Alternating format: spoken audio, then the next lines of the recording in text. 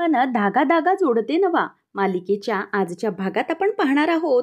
आदर्श दादा सार्थककडे येतो आणि म्हणतो की सार्थक, अरे इतका छोटा मोबाईल तू मागवलायस का? तेव्हा सार्थक म्हणतो की हो दादा, ॲक्च्युली ते मी माझ्याच कामासाठी मागवलंय. तेव्हा दादा म्हणतो की अरे काय काय आहे नेमकं हे? तेव्हा दादा म्हणतो की आहे एक सिक्रेट. ॲक्च्युली ना हा मोबाईल मी आनंदीसाठी मागवलाय. या ना मोबाईलवरून मी आनंदीला फोन मेसेज करत जाणार. खरं तर तुला या नंबर मी देणार नाही. हा नंबर आनंदीसाठी पर्सनल असणार आहे. तेव्हा मग आता सार्थकला दादा म्हणतो की वा रे वा, खरंच मेरे शेर, आता तर तू खूपच जास्त रोमॅन्टिक झालेला दिसतोयस. असं म्हणून आता दादाही त्याची स्तुती करू लागतो. आणि त्याच वेळेला आता दादाला सार्थक म्हणतो की बरं एक काम कर ना, तिकडे ते माझं बाजूला वॉलेट आहे ना, ते जरा वॉलेट दे ना, त्याच्यामधलं सिम कार्ड दे. असं म्हणून आता दादाला तो सिम कार्ड द्यायला सांगतो. त्यानंतर मग सार्थक ते सिम कार्ड असतं ते मोबाईलमध्ये घालतो आणि त्यानंतर तो फोन ऑन करतो. आता दादा म्हणायला लागतो की बरं आता तुझा फोन तर ऑन झालेला आहे, मग एक काम कर ना, आनंदीला फोन लाव. मग दादाला तो म्हणतो की आता लावू, लगेच लावू? आदर्श म्हणतो की हो, अरे शुभकामने देरी केसी, लाव लवकर लाव. असं म्हणून तो मेसेज टाकतो. तो म्हणतो की फोन नको, मी पहिले त्यांना मेसेज टाकतो. I love you dear. आता डिअर हे DEER लिहिल्याने दादा म्हणतो की अरे ते डिअर नाही आहे. मग सार्थक म्हणतो की अरे आमचं ते जरा वेगळं आहे, हरणीसारखेच आहेत त्या. असं म्हणून दोघेही हसायला लागतात. त्याचबरोबर आता इथे सार्थकचा मेसेज आनंदी बघते आणि खूप चिडते. आणि त्यानंतर मग ती चिडल्यानंतर सार्थकला कॉल करते. त्याच वेळेला सार्थक आणि दादा हसायला लागतात आणि आनंदी भरपूर भडकलेली असते. आनंदी म्हणते की कोण आहात तुम्ही आणि या नंबरवर का मेसेज केला आहे? पुन्हा या नंबरवर असा मेसेज करायचा नाही. तेव्हा मग आता इथे सार्थक आणि दादा भरपूर तिची मजा घेत असतात आणि खूप लोटपोट होऊन हसत असतात. तेव्हा मग आता सार्थक म्हणतो की हमने सही नंबर पर मैसेज किया है, हम आपसे बहुत प्यार करते हैं, ओय आय लव्ह यू. असं म्हणून तो त्या बाईला म्हणजेच आनंदीला म्हणतो. त्याच वेळेला तिथे आता आनंदी खूप भडकते आणि म्हणते की लक्षात ठेवा, जर पुन्हा असा मेसेज केलात तर मी पोलिसांमध्ये तुमची कंप्लेंट करेल. तितक्यात मालती येते आणि सार्थक आणि आदर्शची घाबरगुंडी उडते. सार्थक आता वैतागतो. तो म्हणतो की शिट, आता आई आल्यात. त्यानंतर मग आदर्श म्हणतो की अरे सार्थक, त्यांनी फोन तर कट केला आहे, पण तू त्यांचा गैरसमज मात्र दूर कर, नाहीतर आनंदी आणि तिची आई दोघीजणही उगीचच टेन्शन घेत बसतील. तेव्हा मग आता सार्थक म्हणतो की हो बरोबर आहे, पण बघ ना फोन स्विच ऑफच केला आहे. मला तर वाटतंय की त्यांना भरपूर आता विचित्र वागतायत, चिडल्यात, बहुतेक भडकल्यात. तितक्यातच खालून मग सुद्धा जेवायला आवाज देते आणि ते दोघंही निघून जातात. आनंदी म्हणते की कोण असेल ज्याने मला असा मेसेज केला? हल्ली ना कोणाचाही काही मेसेज येतो. आई जाऊ देत, मला तर वाटतं तू चुकून आला असेल मेसेज. तेव्हा मालती म्हणते की हो, मलाही कळत नाही की हा मेसेज तुला कसा काय आला. हल्ली ना लोक कसेही वागतात, काही वागतात. आणि ना हल्ली भरपूर बातम्या देखील अशा विचित्र कानावर येत असतात.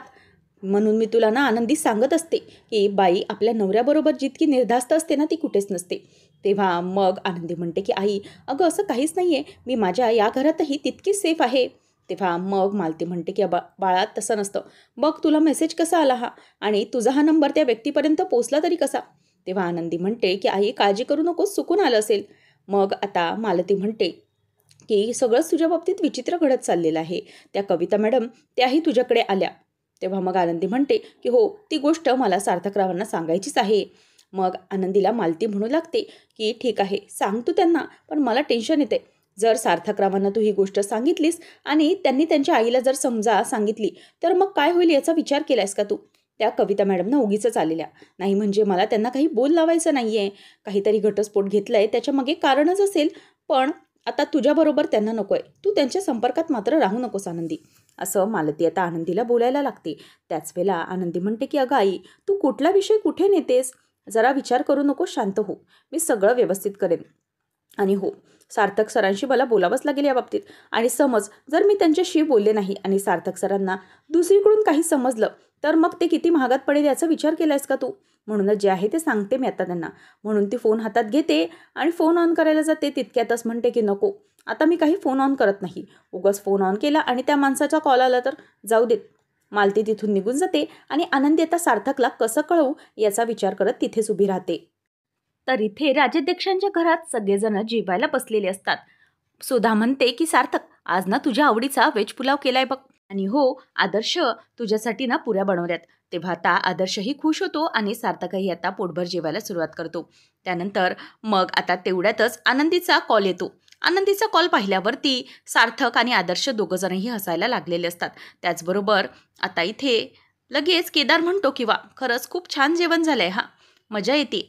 मग त्यावर आदर्श म्हणतो की आज हा अचानक बेत केला नाही, म्हणजे आज काही स्पेशल आहे का? त्यावेळेला आदर्श असं म्हटल्यावर वृंदा म्हणते की काही स्पेशल बनवायला आपल्या माणसांसाठी स्पेशल दिवसच लागतो का? असंच केलंय असं म्हणून ती मुद्दामच तो विषय टाळते. आणि त्यानंतर मग सार्थक आणि आदर्श हसत असतात, त्याच्याकडे त्यांचं लक्ष असतं. आनंदीचा पुन्हा पुन्हा कॉल येत असतो. तेव्हा सुधा म्हणते की अरे, कोणाचा महत्त्वाचा फोन असेल तर मग उचल ना. तेव्हा सार्थक म्हणतो की नाही, एक ॲक्च्युली नवीन डिझायनर आहे ना, त्यांचा फोन येतोय, कामाच्या संदर्भात बोलायचं असेल त्यांना. ठीक आहे, राहून देत, पहिले जेवतो मी पोटभर, इतकं छान जेवण झालंय, नंतर करतो मी त्यांना. आणि त्याच वेळेला आनंदी सारखा सारखा त्याला कॉल करत असते. मात्र सार्थक हा आनंदीचा कॉल कट करून टाकत असतो आणि आदर्श त्या सगळ्याची खूपच जास्त मजा देखील घेत असतो. आनंदी आता फोन कट करते. त्याच वेळेला आनंदी विचार करते की असं का करतायत हे, मला सारखा सारखा इग्नोर का करतायत हे, मला त्यांच्याशी महत्त्वाचं बोलायचं आहे. तेव्हा सार्थकचा फोन वाजल्यावर सार्थक आता तो फोन स्विच ऑफच करतो आणि म्हणतो की थांबा, फोन ना बंदच करतो, म्हणजे कसं आहे, टेन्शनच नको. मग आता पुन्हा सगळेजण जेवणाला लागलेले असतात. कोणालाही काहीच कल्पना नसते की सारखा सारखा फोन येतोय तो आनंदीचा येतोय. आणि मग सार्थक आता अगदी पोट भरून जेवत असतो आणि आनंदी मात्र फोन लावते तेव्हा फोन बंद लागतो. ती म्हणते की हे काय चाललंय सरांचं, फोन बंद कसा लागतोय आता अचानक, कुठल्या प्रॉब्लेममध्ये असतील का? तितक्यात मालती येते. मालती म्हणते की अगं, झालाय का काही कॉन्टॅक्ट त्यांच्याशी? तेव्हा ती म्हणते की अगं आई, त्यांचा फोन ना बंद लागतोय. तेव्हा मग आता मालती म्हणते की अगं, मेसेज का काय ते कर. मग आनंदी मेसेज करते आणि त्यात लिहिते की सर, मला जरा तुमच्याशी अर्जंट एका विषयावर बोलायचं आहे.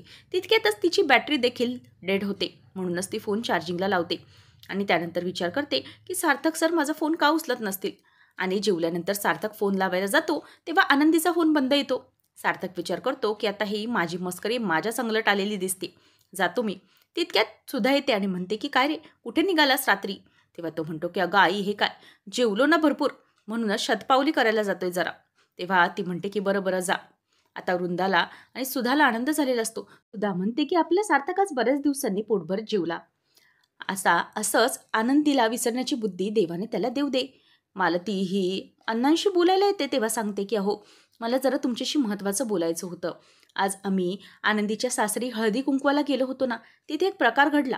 तेव्हा अण्णा म्हणतात की काय गं, काय झालं? तेव्हा ती सांगत असते की आम्ही गेलो तेव्हा जी आनंदीची सासू आहे ना, सार्थकरावांची आई, तिने रेश्मा मॅडमला सगळ्यांसमोर सून म्हणून मान दिला, पण आपल्या आनंदीला काहीच मान दिला नाही. आणि मला त्या सगळ्या गोष्टीचा खूप राग आला, म्हणून मी आनंदीला रागाने इथे घेऊन आले. तेव्हा अण्णा मला तिला शांत करतात आणि म्हणतात की तू शांत हो. त्यांच्या तशा वागण्याने आपल्याला काही फरक पडणार आहे का? एक गोष्ट लक्षात ठेव, आनंदीचे जे मिस्टर आहेत सार्थकराव, ते आनंदीच्या बाजूने आहेत. म्हणूनच अशी उजवी बाजू आपल्या बाजूने असताना आपल्याला घाबरण्याची काहीच गरज नाही आहे.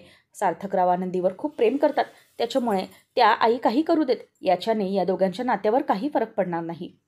म्हणून आता तू कसल्याही प्रकारची चिंता करू नकोस, ते जे काही बोलतात ते विसरून जा. तेव्हा मग सुधा म्हणते की कसं विसरू, ते सासरचे आहेत ना तिच्या. तेव्हा अण्णा म्हणतात की जे चांगलं ते घ्यावं आणि ते वाईट ते सोडून द्यावं, असाच विचारांचं मी आहे, त्याच्यामुळे बाकीचं सगळं सोडून दे, असं ते म्हणतात. सार्थक जीवनानंतर शतपावली करत आनंदीला फोन करत असतो. मात्र आनंदीचा फोन हा बंद लागत असतो. तो विचार करतो की शिट, मला वाटतंय खूप मोठी चूक केली. आनंदीला असं करायला नको हवं होतं, काय करू मी? आता आनंदीचा फोन लागत नसतो म्हणून सार्थक तिकडून पळ काढण्याचा विचार करतो. तर हे सगळं होत असताना सुधा बाहेर येऊन बघते, तर सार्थक तिथेच असतो, त्याच्यामुळे ती निर्धास्त असते. पण सार्थक मात्र ती गेल्यावर तिथून निघून जातो. त्याच वेळेला सुधा आतमध्ये येते. वृंदा विचारते की काय गं, सार्थक हा अजून शतपावली करतोय? तेव्हा सुधा म्हणते की हो अगं, त्याला जीवन जास्त झालं ना म्हणून. वृंदा म्हणते की मला काहीतरी वेगळं वाटतंय, मगाशी पण बघितलं जेवणाच्या ताटावर सारखा त्याला कॉल येत होता आणि आता तो फोन लावायला बाहेर गेलाय, तर मला काहीतरी संशय वाटतोय. तेव्हा सुधा म्हणते की अगं नाही, माझं सार्थक माझ्याशी खोटं नाही बोलणार. तेव्हा वृंदा म्हणते की अगं, तो बोलतोय खोटं. मगाशी मी तुला सांगितलं नाही, पण केदाररावांना मी विचारलं की काही ऑफिसमध्ये मीटिंग होती का, तर मग केदाररावांनी मला सांगितलं की अशीच काही मीटिंग नव्हती. आता हे ऐकल्यावरती सुधाला टेन्शन येऊ लागतं. सार्थक हा बाहेर आहे की नाही बघण्यासाठी दोघीजण येतात, मात्र सार्थक तिथे नसतोच. वृंदा म्हणते की बघितलं ना, मला तर वाटतंय की तो तिच्याचकडे गेला असणार. मला माहिती आहे तो आपल्याशी खोटं बोलतोय, अजूनही त्यांचं गुळपीट असणार आहे. नंदीच्या घरी लाईट्स गेलेली असतात, त्याच्यामुळे मग आता मालती म्हणते की लाईट कधी येतील काय माहिती, आपलं बिल तर भरलंय ना हो. त्या घोरपडे सांगत होत्या की 2 दिवस जरी उशीर झाला तरी बिल कापतात म्हणे, वीज कापून नेतात. तेव्हा घोरपडे सांगायला आणि तू ऐकायला असं अण्णा म्हणतात. आनंदी म्हणते की तुम्ही दोघंही जरा थांबा, मी जाऊन बघते. तेव्हा बाहेर आल्यावर तिथे सार्थक असतो. सार्थक आनंदीच्या तोंडावर हात ठेवतो आणि त्याच वेळेला आनंदी म्हणते की अहो तुम्ही इथे काय करताय काय. त्याच वेळेला मग आता सार्थक म्हणायला लागतो की तुम्ही ओरडताय कशाला प्रत्येक वेळी, आणि मला जरा तुमच्याशी बोलायचं होतं म्हणून मी आलोय. सार्थकला आनंदी म्हणते की हो, मलाही तुमच्याशी बोलायचंच होतं. आणि ओळखीची दिसल्यामुळे सार्थक घाबरतो आणि समोर सुधा आणि वृंदाला पाहून आनंदीला घेऊन मागच्या साईडने निघून जातो. तर मनोज जाऊन सांगतो की एखादा फेस गेला असेल म्हणून लाईट्स गेल्या होत्या, पण आनंदी मीटर बॉक्सच्या इथे नाहीये. तेव्हा तिथे सुधा आणि वृंदा दोघेही सार्थक सार्थक असा आवाज देत येतात. त्याच वेळेला मग आता इथे सार्थक तिथे नाही असं म्हटल्याबरोबर लगेच पुढे अण्णा म्हणतात की काय झालंय, बसा इथे, तुम्ही इतक्या रात्री. तेव्हा मग त्या म्हणतात की आम्ही पाहुणचार घ्यायला नाही आलोय, माझा सार्थक कुठे आहे, आणा आधी त्याला बाहेर. तेव्हा मग आता इथे मनोज म्हणतो की सार्थक कसा येईल इथे, अहो तुम्हीच तर माझ्या बहिणीला इथे सोडून गेलात ना, त्यांनीच सोडून गेले, मग ते इथे पुन्हा कसे काय येतील, असं सगळं तो म्हणत असतो.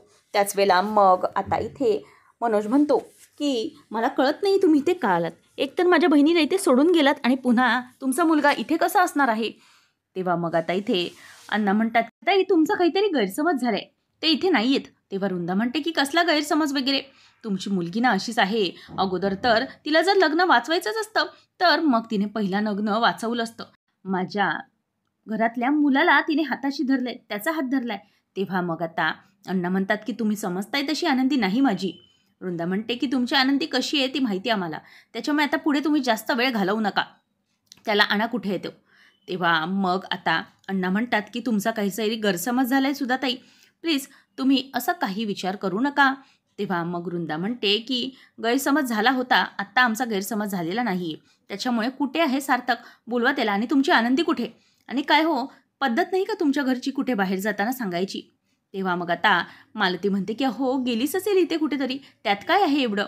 तेव्हा मग सुधा म्हणते की ठीक आहे, इकडेच कुठे शेजारी गेली असेल ना, मग बोलवा ना तिला कुठे गेली आहे ती, मला बघू दे कुठे आहे ती, आणि माझं सार्थक कुठे गेलं आहे तेही कळू दे, असं सगळं ती म्हणते. त्यानंतर इथे सार्थक आणि आनंदी बाहेर फिरायला आलेले असतात.